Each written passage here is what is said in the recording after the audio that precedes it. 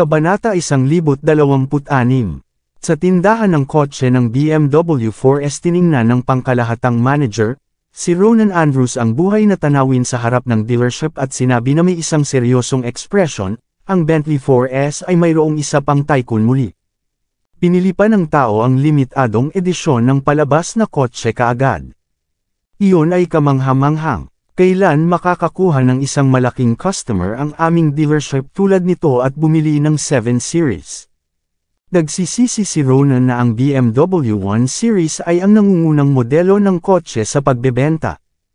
Ang kotse ay nagkakahalaga ng halos $15,000. Ang 7 Series na nagkakahalaga ng $150,000 matagal nang ipinapakita na hindi nabenta. Kung nandoon pa rin ang sasakyan, natatakot siya na baka mangyari ito na makakuha ng kalawang sa lalong madaling panahon. Kung ikukumpara sa grand okasyon ng Bentley 4S dealership car, naramdaman ni Ronan Andrews na siya ay nagtatrabaho sa isang Captiva 4S na tindahan ng kotse. Tama, papuntahin mo rito si Leia. Magpadala tayo ng ilang mga regalo sa malaking customer at babatiin siya sa pagbili ng kanyang mahal na kotse. Sa ganitong paraan, marahil ang malaking customer ay pumunta upang gumawa ng negosyo sa atin. Ligtas na aminin na ang pangkalahatang tagapamahala mula sa tindahan ng kotse ng BMW 4S ay masigasig na negosyante. Di nagtagal, tuwang-tuwa si Leia Mills sa kanya na may isang palumpo ng mga bulaklak sa kanyang kamay. Ito ay isang panaginip para sa kanya upang matugunan ang malaking customer sa dealership ng kotse ng Bentley 4S. Nakalimutan na niya ang tungkol sa sitwasyon kay Harvey York. Bakit niya pa rin maaalala ang talunan na iyon? Sa sandaling ito, inanyayahan si Harvey sa silid ng VIP para sa tsaa sa tindahan ng kotse ng Bentley 4S. Ngunit hindi siya humiling ng maraming tao na maglingkod sa kanya. Sa halip, hiniling niya kay Leila Darcy na magdala ng Avera chessboard. Pareho silang nagkakaroon ng maraming nakakatuwang paglalaro ng chess. Sa sandaling ito, naglalakad sina Leia Mills at Rose Dunn kasama ang pangkalahatang manager, na si Ronan. Matapos tumungo sa loob si Leia Mills at tumingin sa buong paligid niya, naisip niya bigla si Harvey at walang malay na tinanong, saan kaya napunta ang talunan? Ako ay huwag na siyang makita kahit saan. Si Rose ay tumawa. Narinig ko na ang mga customer dito ay nakakakuha ng isang malaking paghahatid ng isang pagkain sa customer. Maraming tao ang halos hindi makatapos ng isang plato. Ang taong iyon ay dapat na bumalik sa likuran ng kusina para sa mga tira. Matapos marinig ang haka-haka, tumawa si Leia, tama ka siguro. Ayon sa aking karanasan, dapat na masisiyahan siya sa kanyang pagkain. Siya ay baka kumain pa siya at punan ang para sa hapunan. Hindi lamang ang mga mahihirap na taong ito ay hindi kayang bumili ng aming mga natitirang BMW, ngunit hindi rin sila nagpapakita ng anumang nakakahiyang kilos. Alam lamang kung paano samantalahin ang mga bagay. Sa sandaling ito, ang pangkalahatang tagapamahala, si Ronan ay nakatayo sa harap nila, lumingon at tahimik na bumulalas. Sapat na, panuurin ang inyong dila kapag nasa dealership tayo ng Bentley 4S. Kahit papaano kung nasaktan natin ang malaking customer, ako ay ipakita sa inyo kung ano ang mangyayari pagkatapos. Matapos makita ang galit ng pangkalahatang manager, si Leia at si Rose ay hindi maglakas loob na magbigkas ng isa pang salita. Sa katotohanan, ang dalawa ay naramdaman ng bahagyang hindi komportable pagkatapos ng pagpasok sa dealership. Walang ibang dahilan. Ang lugar din ay high-end para sa kanila. Ang isang solong Bentley ay madaling nagkakahalaga ng halos $150,000. Wala rin silang karapatang maging saleswoman doon, hayaan ang pagpunta doon bilang isang customer. Kumilos sila ng mataas at makapangyarihan habang nasa tindahan sila ng kotse ng BMW 4S, ngunit parang mga lingkod sila pagkatapos pumunta dito. Sa sandaling ito, ang mga pamamaraan para sa pagpili ng tapos na kotse. Lahat ng kawani sa Bentley 4S car dealership ay lahat ipinadala at magalang na inanyayahan si Harvey. Namilog ang mga mata ni Ronan. Hindi niya masyadong naisip ang kahit ano at nagmamadali patungo kay Harvey upang ibigay sa kanya ang mga bulaklak. Magandang araw, Ginoo. Ako ang pangkalahatang tagapamahala ng tindahan ng BMW 4S na kotse. Narinig ko na binili mo ang iyong mahal na kotse, iyon ay bakit ako kumakatawan sa lahat ng mga kawani sa BMW 4S na tindahan ng kotse upang batiin ka. Kung mayroon kang oras, maaari kang tumingin sa aming tindahan at bigyan kami ng gabay para sa aming trabaho. Si Ronan ay puno ng kasiyahan pagkatapos ng kanyang talumpati, kung ang malaking customer ay tumango, maaaring makakuha siya ng mayaman na customer sa araw na iyon, ngunit sa huli, walang malasakit si Harvey. Natakot si Ronan Andrews matapos makita si Harvey York na may malamig na mukha. Pagkatapos ay hindi niya sinasadyang sinabi, "Mahal na Ginoo, hindi ko ibig sabihin ang iba pa na binabati kita. Kung nasaktan kita sa anumang paraan, mangyaring huwag mag-isip dito."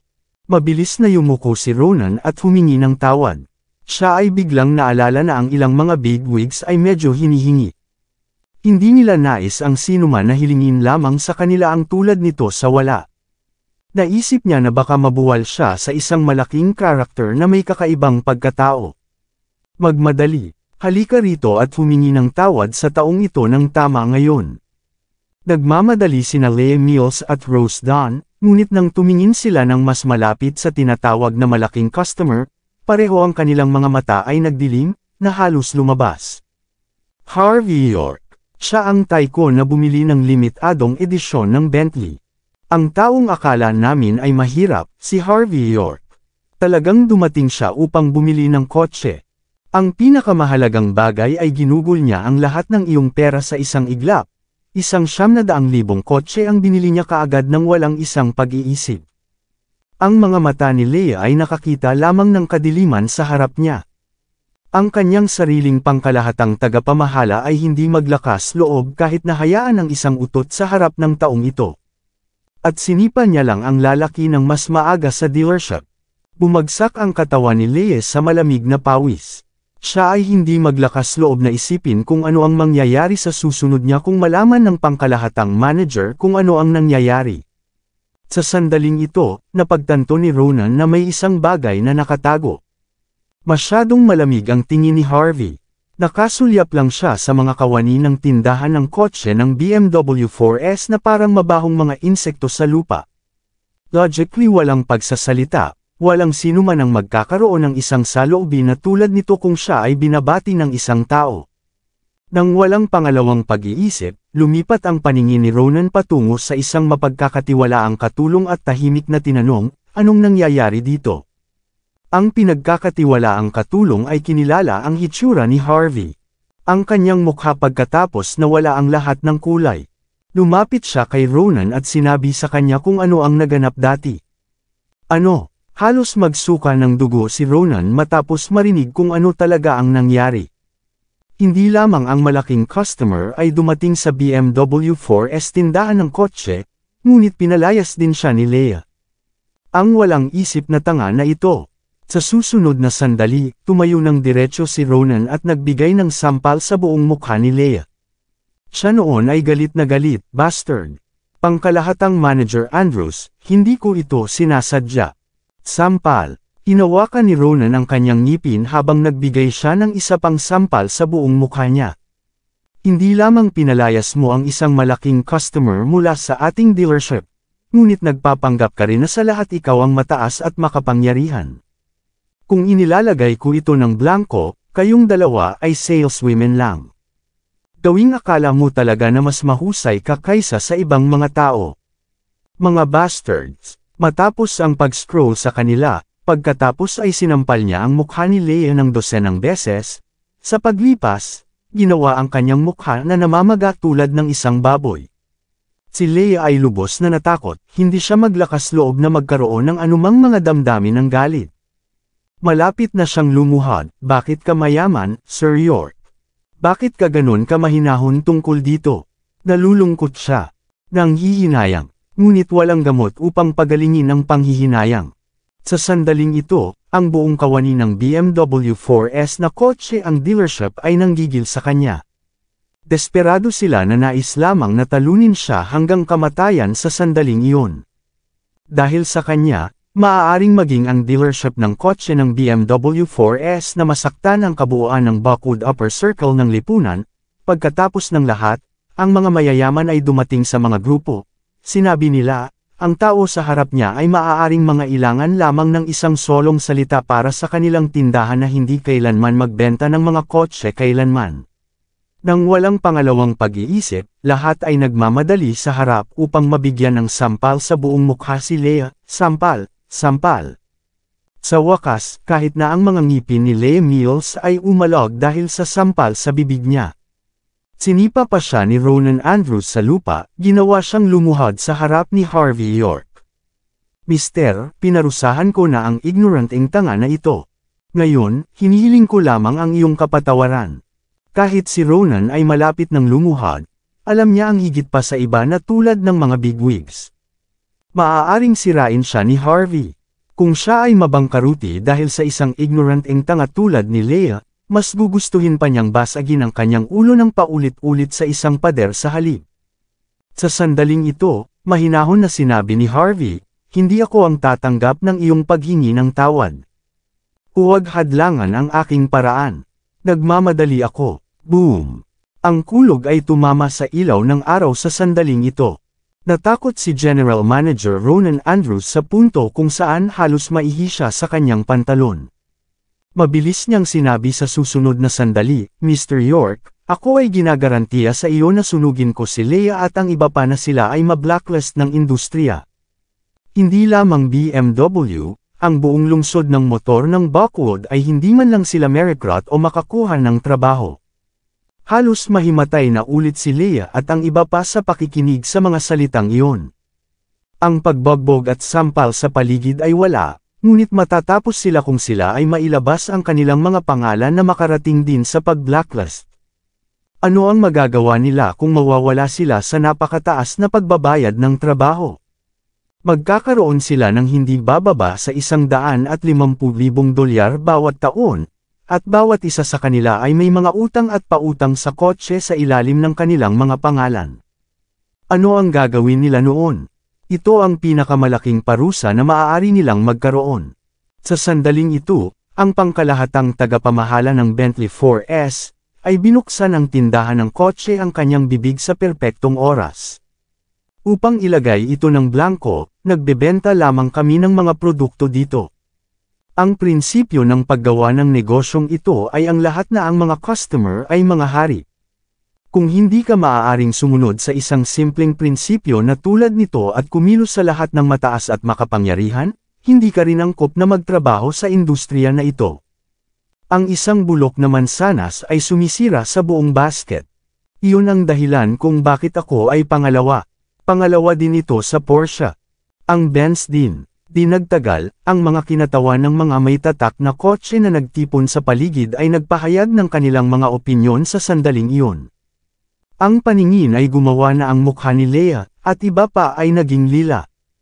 Ang mga sinabi ni Ronan dati ay isang pahayag lamang para sa kay Harvey, na nag-iisa at hindi maaaring kilalanin ang buong industriya. Ngunit ngayon na napakaraming mga kinatawan para sa kotse ang nagsalita, nangangahulugan ito na sina Leah at ang iba pa ay mawala para sa industriya na ito. Hindi bababa sa Buckwood, hindi sila magkakaroon ng pagkakataon na makahanap ng trabaho. Sa susunod na sandali, gumapang si Leah patungo kay Harvey at nagsimulang lumuhod. Mangyaring, Sir York, ignorante lang ako. Mangyaring hayaan mo akong umalis, sa labas ako ay iyong subordinate dati. Pinaglaruan ni Harvey ang kanyang sarili. Trump lang ako. Wala akong karapatang makipag-usap sa'yo. Pumunta siya upang kuhanin ang kanyang sasakyan matapos siyang magsalita.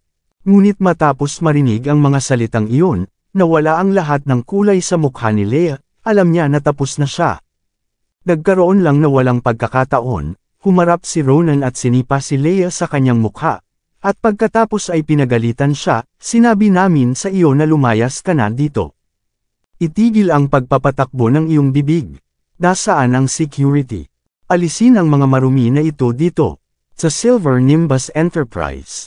Si Mandy Zimmer ay nakatayo sa gilid ng kalsada habang hindi nagsasalita.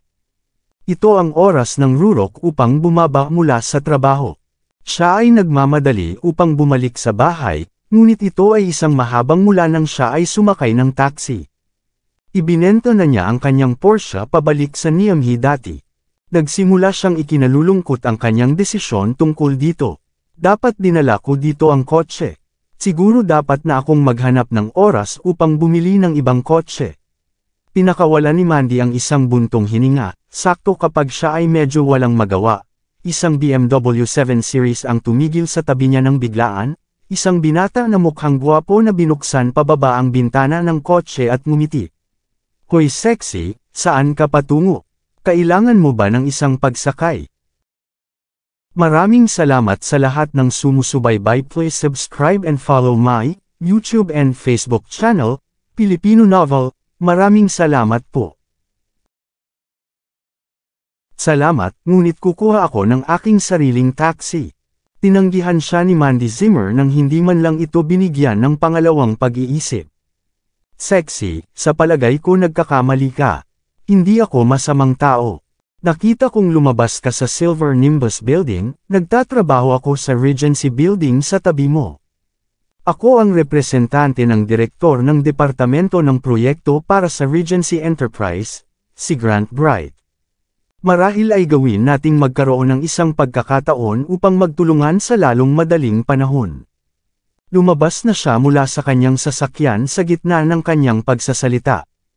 Ligtas na aminin na siya ay talagang matangkad at gwapo. Tila siya ay napakamagalang at banayad sa sandaling iyon habang hinugot niya ang isang name card, kasama ng isang malabong amoy ng pabango, at ipinakita ito kay Mandy. Malinaw na siya ay handa, bumaba siya sa kay Mandy sa hapon na sinasadya. Laking gulat niya, naghintay siya hanggang sa gabi para sa isang pagkakataon na sa wakas lumapit sa kanya. Nang makalabas na siya sa kanyang sasakyan, nagpadala pa siya ng mga larawan kay Mandy Zimmer na nakatayo sa gilid ng kalsada patungo sa kanyang pack ng mapaghamak at inihayag na niya na siguradong makukuha ang babaeng ito sa gabing iyon. Sobrang magalang si Mandy. Maaari lang niyang kunin ang name card at ibigay ang sa kanya sa sandaling iyon. Pagkatapos ng lahat, pareho silang nasa parehong circle ng negosyo. Ito ay isang karaniwang kagandahang loob para sa negosyo ng mga tao. Namilog ang mga mata ni Grant matapos makita ang pangalan ni Mandy sa name card. Kaya, ikaw ang CEO ng Silver Nimbus Enterprise, Mandy Zimmer. Ano ang isang pagkakataon? Ang Regency Enterprise ay kumpanya din ng konstruksyon. Parang marami tayong talakayin sa hinaharap. Tama, kabili ko lang ng BMW 7 Series na ito. Nagkakahalaga ito ng halos $150,000. Ang pinakamahalagang bagay ay walang nakaupo sa upuan ng pasahero ngayon. Sa palagay ko ito ay pinakaangkop para sa yogi ng Zimmer na maging unang taong nakaupo dito. Hindi na kailangan. Si Mandy ay magalang. Kukuha ako ng aking sariling taxi maya-maya. Sigh, Ginang Zimmer. Ano ang kinakatakutan mo? Huwag mong isipin na kakagatin kita mamaya. Hindi ka man pumayag na pumasok kahit na ako ay nag-aanyaya sa iyo ng mabuti. Hindi mo sakin ipinapakita ang respeto dito. Nagpanggap na galit si Grant. Paano ito, kung handa kang mag-isip sa akin, dadalhin kita para sa hapunan sa The Spinning Restaurant sa Buckwood Tower bilang isang pasalamat na kilos. Paano ang tunog na iyon? Kailangang aminin ito, si Grant ay isang gwapong lalaki, at marami siyang pera habang siya ay bata pa. Ang pinakamahalagang bagay ay alam niya kung paano lamandi kasama ang mga kababaihan. Kung ito ay anumang mga kababaihan na hindi alam kung paano tanggihan ang mga tao, maaaring siya ay maglaro sa kanila sa palad ng kanyang mga kamay. Ngunit si Mandy Zimmer ay sumagot sa kanya ng taimtim, hindi na kailangan. Hindi ko talaga gusto ang pagkain doon. Nagbigay si Grant ng isang malabong ngiti. Kung hindi mo gusto ito, pupunta tayo kahit saan mo gusto. Sige, oras ng rush hour ngayon. Hindi ka makagawang makahanap ng taxi dito. Pumasok ka na lang. Ang puso ni Grant ay naging mas malamig sa sandaling iyon. Siya ay hindi lamang ito ipinakita, sa kanyang mga mata, si Mandy ay nagpapanggap lamang na malamig at walang puso. Sa gitna ng kanyang pagsasalita, umabot siya upang kunin ang braso ni Mandy, iniisip na magkakaroon ng isang emosyonal na apela sa pamamagitan ng paglalaro ng mga semi-obsessive trick tulad ng mga iyon. Bep, bep. Sa sandaling ito, isang malakas na tunog ng busina ng isang sasakyan ang umalangaw. Nagulat si Grant hanggang sa kung saan siya ay halos tumalon. Hindi niya namalayan na lumingon ang kanyang ulo at nakita ang isang tatak ng bagong nakapark sa likuran niya. Kahit na si Mandy ay hindi sinasadya na tumalikod sa kanyang ulo sa paligid upang makakuha ng isang magandang hitsura, lahat ng tao ay may kaalaman. Maaari nilang sabihin na ito ay isang limitadong edisyon na Bentley Shamour na may isang batayang presyo na halos $900,000. Kung ikukumpara sa BMW 7 Series, ang Bentley ay nasa isang liga ng sarili nito. Sa sandaling ito, ang bintana ng Bentley ay bumukas pababa at nagsiwalat ng isang pamilyar na mukha para kay Mandy Zimmer. Kabanata 130. Hindi man lang tumingin si Harvey York kay Grant. Maliwanag at kumaway siya kay Mandy Zimmer. Darling, magmadali sa loob. Umuwi na tayo. Kahit na bahagyang nagyelo si Mandy, agad siyang nasnak pabalik sa kanyang katinoan at sumakay sa sasakyan. Ang ilaw ng sasakyan sa likod ng kotse ay makikita pagkatapos lamang. Bumalik sa kanyang katinoan si Grant, ang asawa ng babaeng ito ay mayaman. Maaari lang siyang bumili ng $900,000 kotse sa ayaw at sa gusto niya. Mas mahal pa ang sasakyan niya kaysa sa aking bahay.